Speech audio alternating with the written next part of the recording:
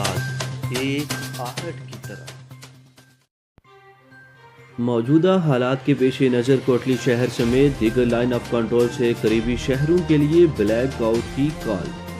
تمام احباب احتیاطی تدابیر کو اپناتے ہوئے اپنے گھروں کی بیرونی روشنیاں بند رکھیں اور انتہائی ضرورت کے لیے صرف اور صرف اندرونی لائٹ کو آن رکھنے کا حکم۔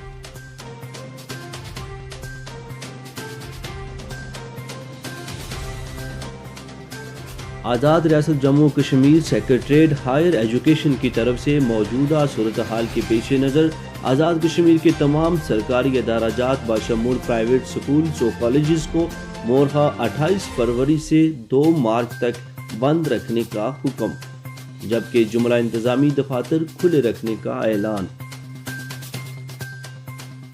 آل سیکریٹریٹ امپلائیز ایسوسی ایشن آزاد کشمیر کی طرف سے 28 فروری کو شہر شہر میں پاک فوج زندہ باد ریلی نکالنے کا اعلان۔